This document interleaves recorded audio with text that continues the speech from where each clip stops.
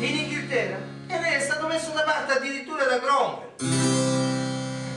Qui a Roma non ne parliamo proprio. Dopo più di 20 anni di ruberie dei Barberini, quei mannati, finalmente è stato eletto Papa Pamphili, mio fratello Giovan Battista col nome di Innocenzo X. E che può comandare come giusto che il Papa comandi? E no, perché quella furbacchiona di mia moglie, Don Olimpia Maidalchini, c'ha le mani in pasto ovunque, far bello e cattivo tempo e sparlaleggia più non posso.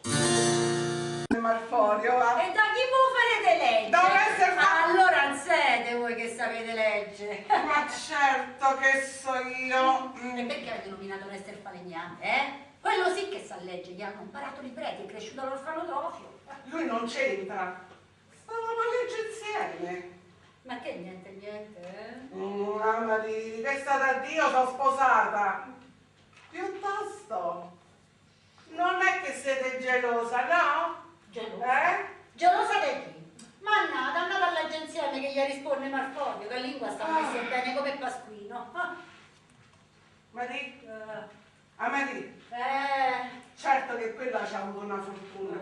Da morta di fame che era il burina si è chiappata pure il Papa. Sarà impazzito. Zio! Oh, eccomi figlio. Santità. Nipote mio caro. Sono tornato proprio adesso. Come vi siete trovato a Parigi? Se vi devo dire la verità, non vedevo l'ora di tornare a Roma.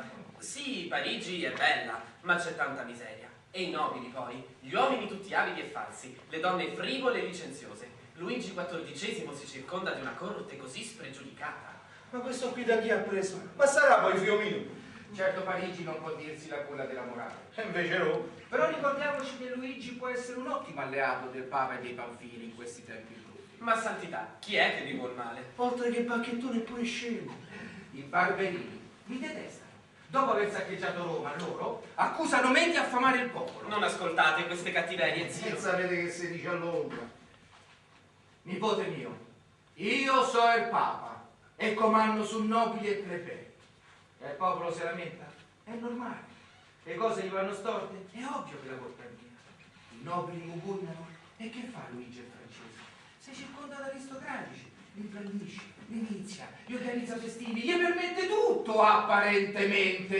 Devo essere cauta. Innocenzo non è tipo da dimenticare i torti subiti. C'è voluta tutta la mia abilità e diplomazia per far dimenticare ai francesi il processo per appropriazione indebita di beni ecclesiastici che stavamo intentando contro i due nipoti di Urbano VIII. Mazzarino è potente ed è grande amico dei Barberini e anche voi lo eravate. Innocenzo lo sa, ecco la vostra colpa. Sì, lo so, ma io sono un artista e vivo delle mie opere. Se perdo le commissioni non mangio. Abbiate pazienza e contate su di me. Ci tengo moltissimo a quella fontana, ma devo trovare il modo e la maniera. Per ora è meglio che non mi facciate vedere qui a casa mia. Ma io non posso vivere lontano da voi. Uscite, vi Olimpia. prego, non insistete. Amore! Per voi sono donna Olimpia Maidalchini, principessa Pamphili, e se non la smettete chiamo le guardie del Papa. Aspetta. Ho compreso il latino, il greco e l'ebraico. La mia signora è la persona più colta d'Europa, soprattutto per essere una donna. È stata una magnifica sovrana e tutto il popolo ha pianto per la sua abdicazione come se fosse morta. Oh, Elisabeth, smettetela, sono ancora in vita, su via. Or dunque volete svelarci questo mistero? Non c'è nessun mistero, Cristina. È solo che i tempi non sono maturi. Voi siete una donna moderna, libera, senza più legami ed obblighi. Questa è una corte rigida, antiquata, che crede ancora alle streghe, superstiziosa, per certi versi ignorante. Credevo che Roma fosse la culla dell'arte e della cultura. In un certo senso lo è, ma tutto deve essere sotto controllo e rientrare nei limiti di quelle leggi non scritte, nate dal costume, dalla consuetudine e dalla tradizione. Invece quella è scappata a Parma. E allora? Lo scoverarlo e resterà. Sapete che vi dico? Io penso che i nobili non si ammazzano così fra di loro, no, davanti a tutti poi. Certo. Dietro ci sono sempre gli intrighi. E chi ci rimane in mezzo siamo sempre noi. Io non c'entro niente, sa? Ma chi so, sto Giarda, sto Ranuccio? E mica è colpa mia se uno ha ammazzato l'altro. Averì, certo che non c'entrate niente. Io parlavo così in generale. Chi è che ci va sempre di mezzo, Chi ci va di mezzo è sempre il popolo, no? E stavolta ci sono anche mezzi cittadini legali. Oh, allora meno male che stiamo a Roma! Attenzione, della Marina, stava anche a sostegno, stacca la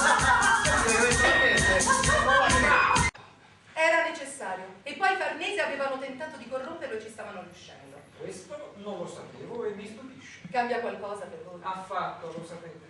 In fondo, si è trattato realmente di legittima difesa. Questo mi consola. E poi non è stato nemmeno necessario diffondere con la voce di quel Ranuccio Farnese. È partita da sola.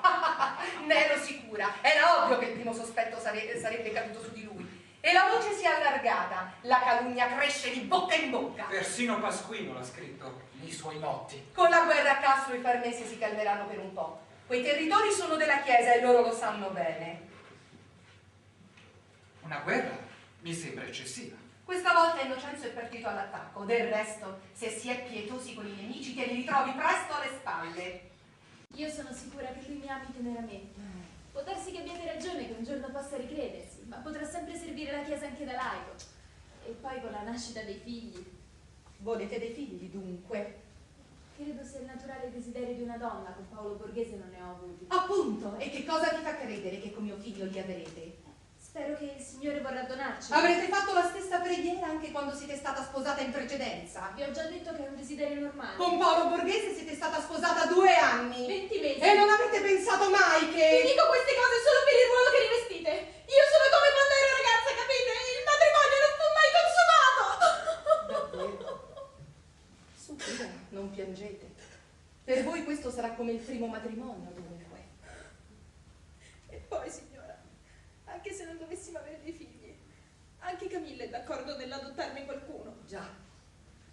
All'ospedale del Santo Spirito la ruota degli esposti è sempre piena. No, grande festa, manca a dirlo. Pippa tutta infiocchettata, ma che è lei che si è sposata? Al corteo si è messa in testa e la regina della festa. Ha accettato poi la sposa, che non è una poveraccia, vince sempre, sta in pace. Ma oggi abbiamo vinto pure noi, Re. Andiamo a festeggiare.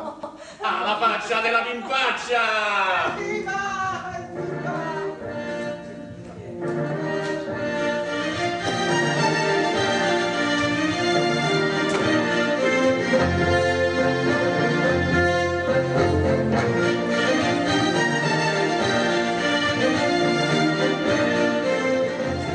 Maestro, è bellissimo. Ci ho lavorato giorno e notte. Oh, mamma mia, una magnificenza. Bello, vero? Posatelo qui al centro. Ecco, Ah, guardate come sta bene sulla tavola. è stregata.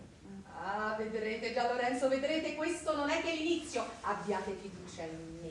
Siete la mia... Ecco perché là fuori c'è sta un bel boccione dove la gente ci commette qualche baiocco per aiutarli. Mi stava a chiedere, ma come l'avrebbe scritto Pasquino? Spina avrebbe scritto e letto così.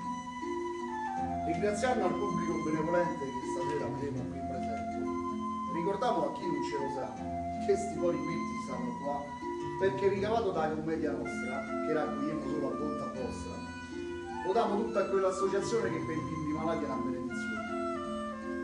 Per cui se buttate qualche altro baiocco nel boccione, ne avranno anche grande soddisfazione, perché voi ci insegnate, più raccogliamo e più alla Pericopoli si migliorano. Dillo in giro ormai ne tocca, la notizia anda passando da bocca in bocca. E quanto è vero che io sono Pasquino, grazie a tutti voi, dalla compagnia del Delfino.